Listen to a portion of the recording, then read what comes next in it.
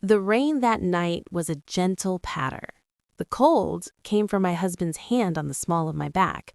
Not a shove, but a firm, impersonal steering, like correcting the angle of a vase. "You understand, don't you, Chloe?" Julian said, his eyes on the vintage Patek Philippe I'd bought him.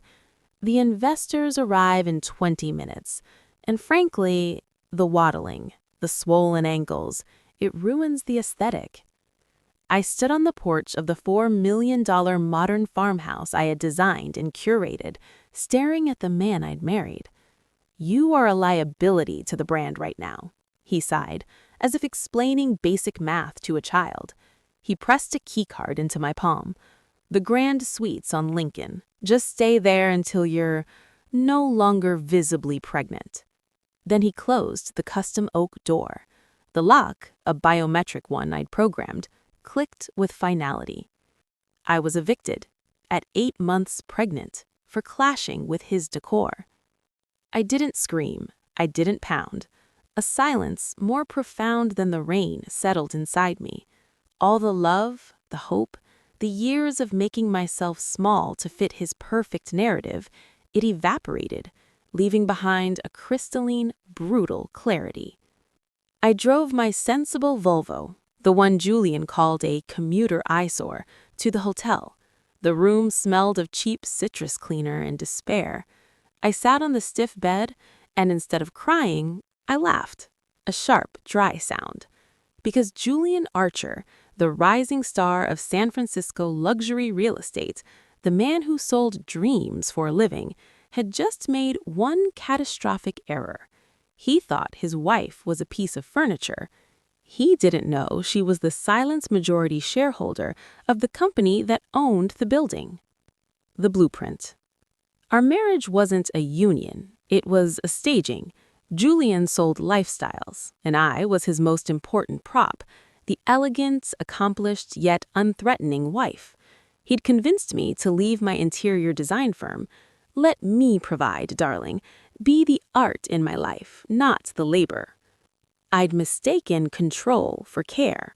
I'd hidden my true net worth, wanting to be loved for me, not my last name. My name wasn't just Archer, it was Vance, as in Vance Holdings, the private equity firm that owned a third of the city's commercial real estate. My trust fund wasn't an account, it was a sovereign nation. Julian lived on credit and commission. He thought my quietness was docility. He thought my pregnancy was a design flaw.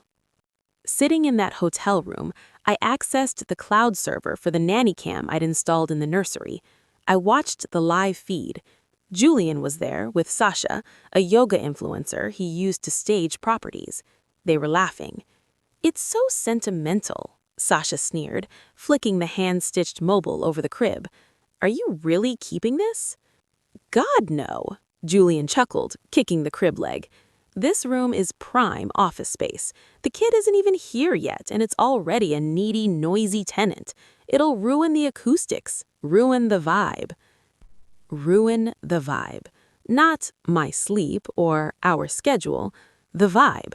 Our child was a competitor for attention in the Julian Archer show. That's when the last thread of grief snapped. This wasn't just cruelty. It was a pathological narcissism. I wasn't just a wife to him.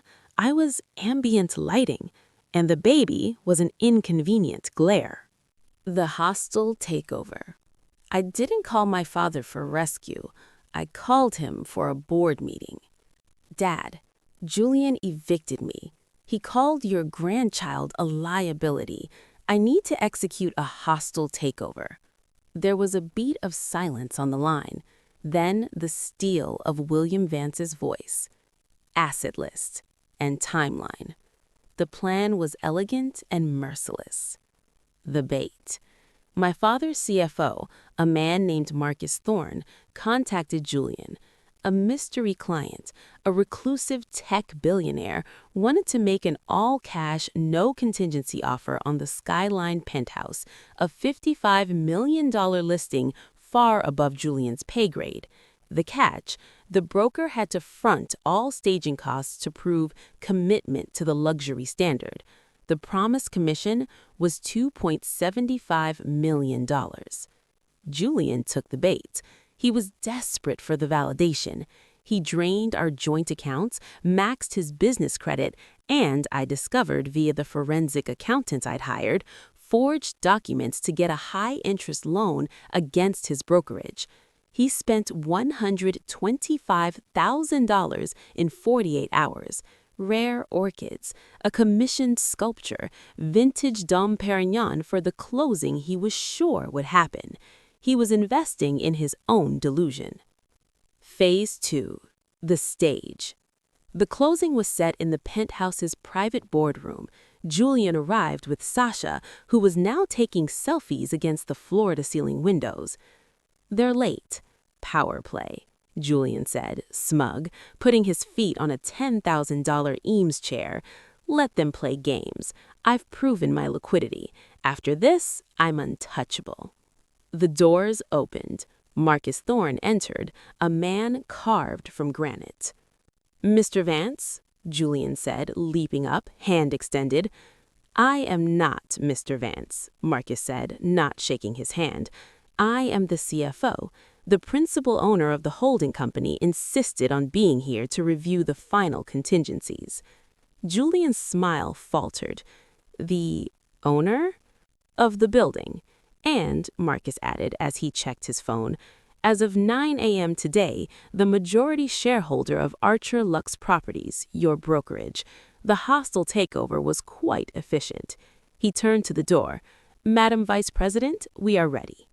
I walked in. Not the swollen, apologetic woman he'd evicted. I wore a custom black and Alentino maternity suit that spoke of power, not vulnerability. My hair was swept back.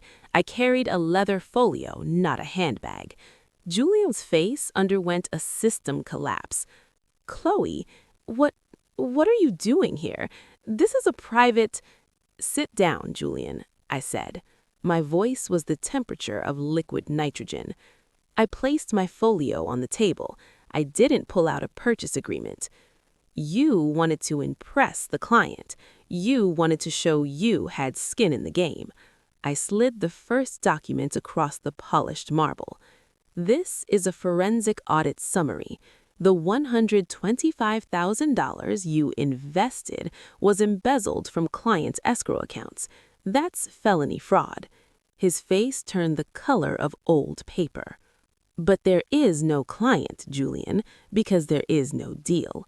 Vance Holdings already owns this building.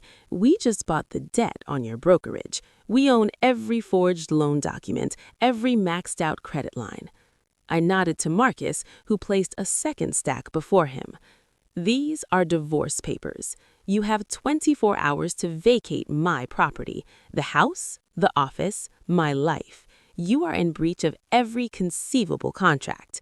He was stammering now, a broken marionette. "Chloe, you can't. I built this. I'm a brand." "You're a tenant," I corrected, leaning in close. "And your lease is up. You called our child a liability. You treated me like furniture. Well, the furniture is repossessing the house." I straightened up. "Marcus, have security escort them out. And cancel the orchids. The vibe in here is already ruined." I walked out without a backward glance. I didn't need to see the implosion. I had engineered it. The new foundation. The fallout was a public execution. His license was revoked. The Aston Martin was repossessed. Sasha was spotted the next week with the venture capitalist. Julian's brand became a cautionary tale whispered over martinis in the clubs he could no longer afford. 6 months later, my life is gloriously, messily real. I live in a sprawling, sunny Pacific Heights house with creaky floors and a wild garden. My son, Theo, is gumming a teething ring on a rug scattered with blocks. My father visits, not as a titan of industry, but as Grandpa, patiently building block towers only for Theo to swat them down with a giggle. I run the Vance Foundation, focusing on women's shelters and housing initiatives. I design spaces for living, not for showing. I learned the hard way that there is a vast difference between net worth and self-worth. I'd hidden the former and annihilated the latter to fit a man's aesthetic. No more. Julian thought a pregnant woman ruined his aesthetic. He was right. I ruined the aesthetic of a world that values surfaces over souls, curation over connection. I demolished his perfectly staged set and built a real home in the wreckage. If you are ever told you are too much, too pregnant, too loud, too successful, too real, and that you ruin someone's carefully constructed vibe, remember this. You are not the glare. You are the sun, and you can choose to stop orbiting someone else's frozen, tiny star. You are not furniture in someone else's showroom. You are the architect of your own life. If this story of reclaiming your power from a man who valued your aesthetics over your humanity resonated with you, you need to be here. Hit subscribe. Your revenge, your renaissance is just beginning.